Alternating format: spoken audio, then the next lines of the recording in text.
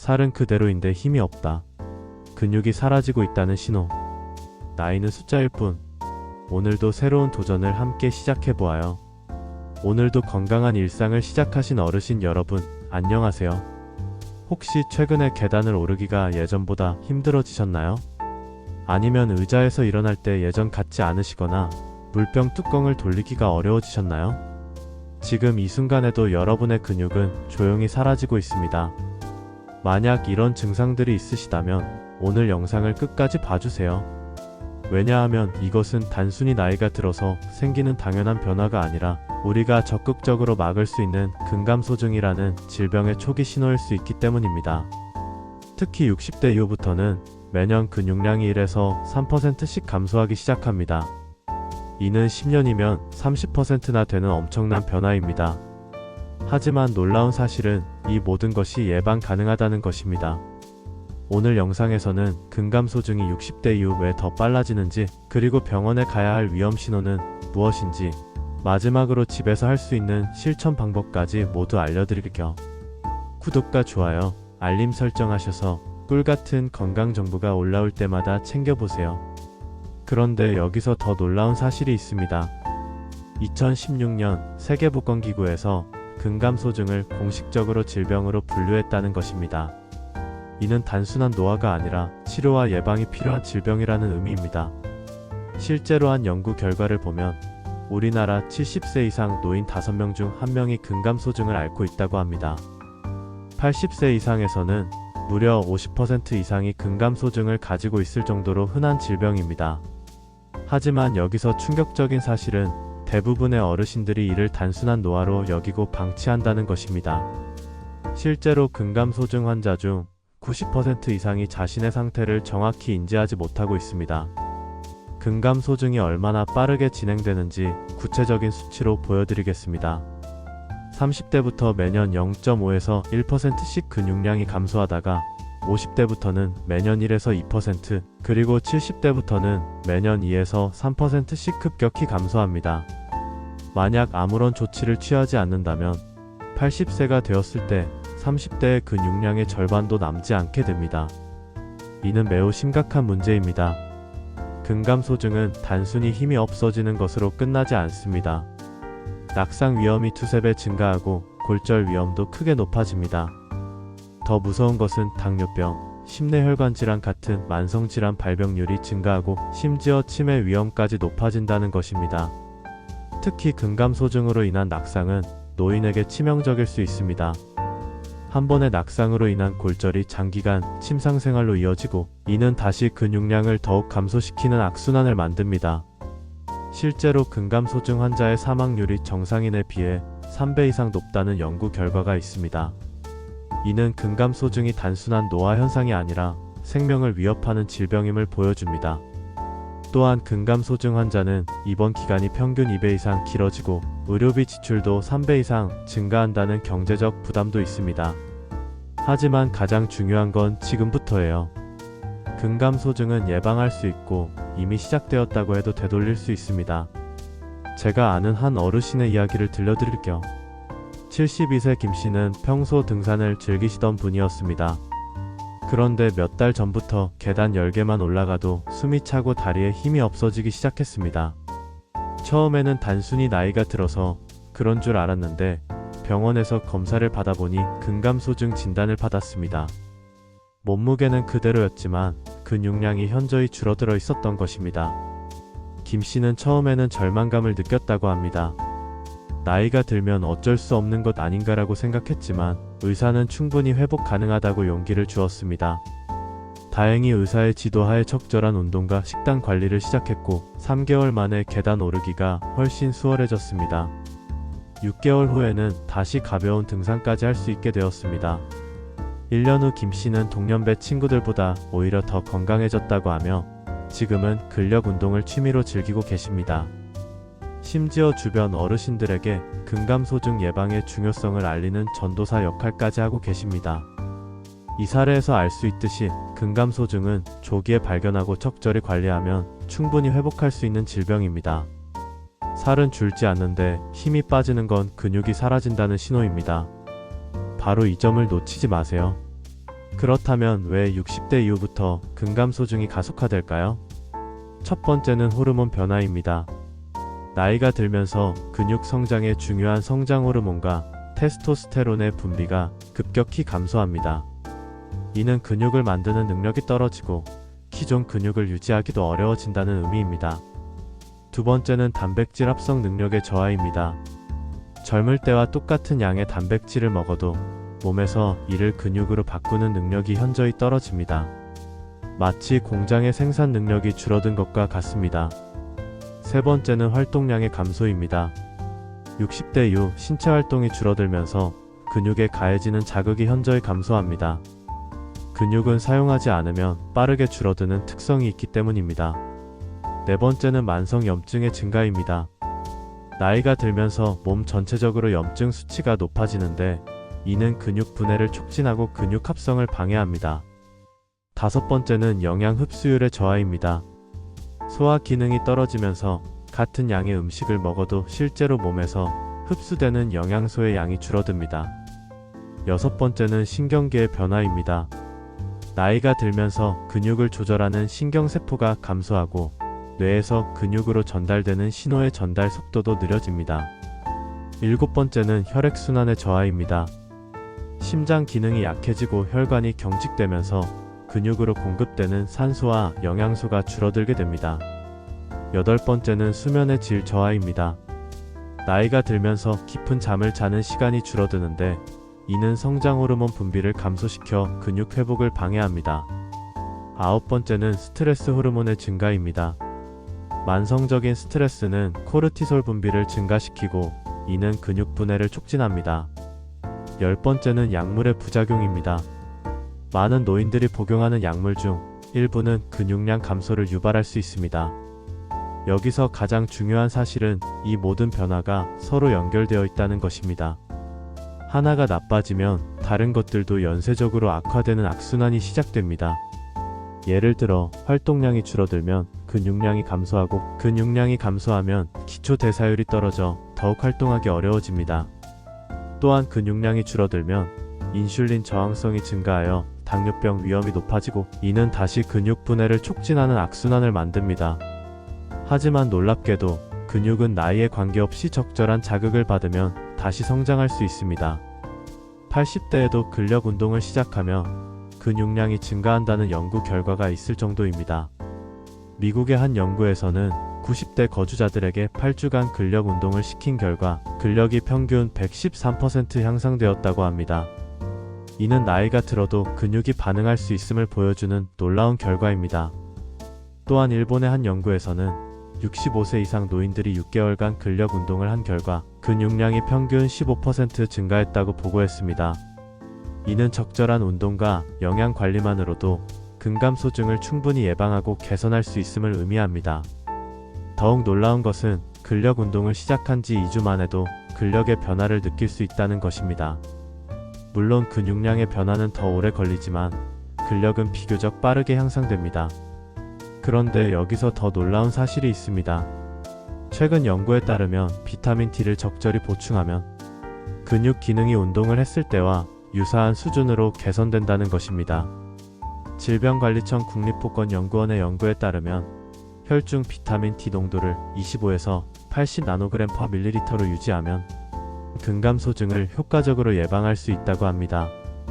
비타민 D는 하루 20분 정도 햇볕을 쬐거나 연어, 고등어, 참치, 우유, 달걀 등을 통해 보충할 수 있습니다. 하지만 우리나라 65세 이상 노인의 90% 이상이 비타민 D 부족 상태라는 충격적인 사실이 있습니다. 특히 겨울철에는 햇볕을 충분히 받기 어려워 비타민 D 결핍이 더욱 심해집니다. 비타민 D 부족은 단순히 근육 기능 저하뿐만 아니라 골다공증, 면역력 저하, 우울증 등 다양한 건강 문제를 유발할 수 있습니다. 따라서 정기적인 혈액 검사를 통해 비타민 D 수치를 확인하고 필요시 보충제를 섭취하는 것이 중요합니다.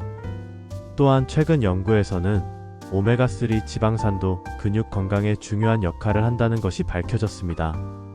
오메가3는 근육 단백질 합성을 촉진하고 염증을 줄여 근육 손실을 방지하는 효과가 있습니다.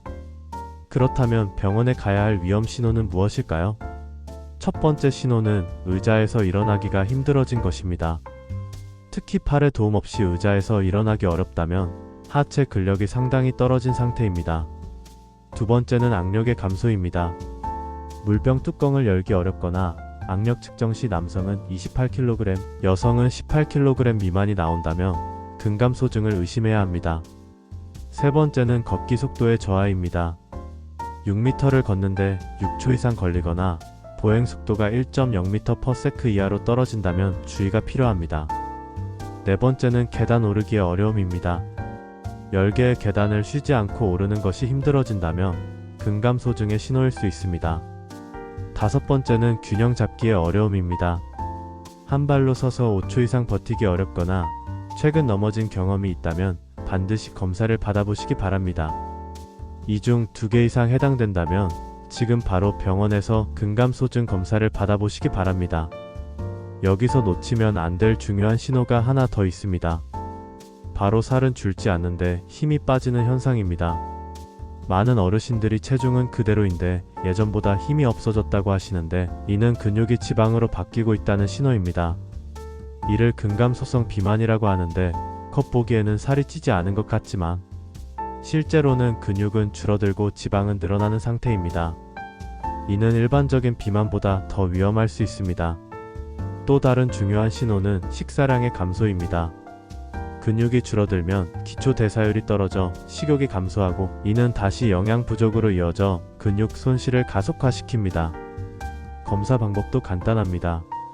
최근에는 장단지 둘레를 측정하거나 간단한 자가진단 설문지로 1차 확인을 하고 의자에서 오해 일어나기 테스트를 12초 이내에 할 수 있는지 확인합니다.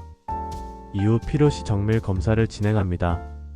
집에서 할 수 있는 간단한 자가진단 방법을 알려드리겠습니다. 먼저 장단지 둘레를 측정해보세요. 남성은 34cm 미만, 여성은 33cm 미만이면 근감소증을 의심해볼 수 있습니다. 또한 양손으로 장단지를 감싸보는 방법도 있습니다. 엄지와 검지로 장단지를 감쌌을 때 손가락이 닿거나 겹친다면 근육량이 부족한 상태일 수 있습니다. 의자에서 팔을 가슴에 교차시킨 상태에서 오해 일어나기를 해보세요. 12초 이상 걸린다면 하체 근력이 약화된 것일 수 있습니다. 근감소증 진단은 단순히 근육량만 보는 것이 아닙니다. 근육량, 근력, 그리고 신체 기능 3가지를 종합적으로 평가합니다. 바이오 임피던스 측정 등으로 근육량을 확인하고 악력과 보행 속도를 측정해서 최종 진단을 내립니다. 최근에는 초음파를 이용한 스타 검사법도 개발되어 더욱 정확한 진단이 가능해졌습니다. 자, 이제 가장 중요한 부분입니다. 근감소증을 예방하고 개선하는 실천 방법에 대해 말씀드리겠습니다. 먼저 단백질 섭취가 핵심입니다. 일반적으로 성인은 체중 1kg당 0.8g의 단백질을 섭취하면 되지만 60대 이후에는 체중 1kg당 1.2g 이상 섭취하는 것이 권장됩니다. 예를 들어 체중이 60kg인 분이라면 하루에 최소 72g의 단백질을 섭취해야 합니다. 이는 계란 2개, 닭가슴살 100g, 생선 100g 정도에 해당합니다. 하지만 가장 중요한 건 지금부터예요. 단백질은 한 번에 많이 먹는 것보다 하루 3끼에 나누어 먹는 것이 효과적입니다. 한 끼에 20에서 30g 정도씩 나누어 섭취하는 것이 좋습니다. 또한 근육 합성에 특히 중요한 것은 필수 아미노산 중 류신입니다. 류신은 유청 단백질, 달걀, 닭가슴살, 참치 등에 풍부하게 들어있습니다. 식단 예시를 들어보면 아침에는 달걀 2개와 우유 1잔, 점심에는 생선 구이 100g과 두부 반모, 저녁에는 닭가슴살 100g 정도를 섭취하시면 됩니다. 만약 식사만으로 충분한 단백질을 섭취하기 어렵다면 단백질 보충제를 활용하는 것도 좋은 방법입니다. 특히 소화가 잘 되는 유청 단백질이나 카제인 단백질을 권장합니다. 두 번째로 중요한 것은 운동입니다. 특히 근력 운동, 즉 저항성 운동이 필수입니다. 국립보건연구원의 연구에 따르면 주 3일 이상 근력 운동을 1년 이상 지속하면 근감소증 위험을 20% 감소시킬 수 있다고 합니다. 어르신들이 집에서 할 수 있는 운동을 알려드릴 겸 첫 번째는 의자 스쿼트입니다. 의자 뒤에 서서 의자 등받이를 잡고 천천히 앉았다가 일어나는 동작을 10회씩 3세트 반복합니다. 이는 하체 근력을 강화하는 데 매우 효과적입니다. 두 번째는 벽 푸시업입니다. 벽에서 팔 길이만큼 떨어져 서서 벽에 손을 대고 팔굽혀펴기를 합니다. 10회씩 3세트 실시하면 상체 근력 향상에 도움이 됩니다. 세 번째는 누워서 다리 들기입니다. 침대나 바닥에 누워서 다리를 천천히 들어 올렸다가 내리는 동작을 반복합니다. 복부와 허벅지 근육을 강화할 수 있습니다. 네 번째는 까치발 들기입니다. 의자나 벽을 잡고 발 뒤꿈치를 들어 올렸다가 내리는 동작을 반복합니다. 종아리 근육과 균형 감각을 기를 수 있습니다. 다섯 번째는 탄력밴드 운동입니다. 탄력밴드를 이용해 팔과 다리를 늘렸다 줄였다 하는 동작을 반복하면 관절에 무리를 주지 않으면서도 근력을 키울 수 있습니다. 운동할 때 주의사항이 있습니다. 절대 무리하지 마시고 처음에는 가벼운 강도로 시작해서 점진적으로 늘려가시기 바랍니다. 또한 운동 전후에 충분한 스트레칭을 하는 것이 중요합니다. 실제로 이 방법을 사용한 결과가 놀랍습니다. 65세 이상 노인들을 대상으로 한 연구에서 적절한 단백질 섭취와 주 3회 근력 운동을 병행한 그룹은 3개월 만에 근육량이 평균 8% 증가했다고 합니다. 또한 6개월 후에는 악력이 15% 향상되고 보행 속도도 20% 빨라졌습니다. 이는 근감소증이 충분히 개선될 수 있음을 보여주는 결과입니다. 의사들도 몰랐던 비밀이 바로 이것입니다. 근감소증은 단순히 근육의 문제가 아니라 전신 건강과 직결된 문제라는 것입니다. 근육량이 늘어나면 기초 대사량이 증가하고 혈당 조절 능력이 향상되며 면역력도 강화됩니다. 특히 허벅지 근육인 대퇴사두근은 우리 몸에서 가장 큰 근육 중 하나로 이 근육이 강해지면 전체적인 체력과 건강이 크게 향상됩니다. 그런데 여기서 더 놀라운 사실이 있습니다. 최근 연구에 따르면 근육량이 많을수록 치매 발병 위험이 현저히 낮아진다는 것입니다. 근육에서 분비되는 마이오카인이라는 물질이 뇌 건강에 직접적인 영향을 미치기 때문입니다. 또한 근육량이 충분한 노인들은 감염에 대한 저항력이 강하고 수술 후 회복 속도도 빠르다는 연구 결과가 있습니다. 그렇다면 언제부터 시작해야 할까요? 답은 지금 당장입니다. 근감소증은 30대부터 시작되지만 60대 이후에 급격히 가속화되므로 늦었다고 생각하지 마시고 지금부터라도 시작하시는 것이 중요합니다. 실제로 90대에 근력 운동을 시작해서 근육량이 증가한 사례들이 많이 보고되고 있습니다. 나이는 정말 숫자일 뿐입니다.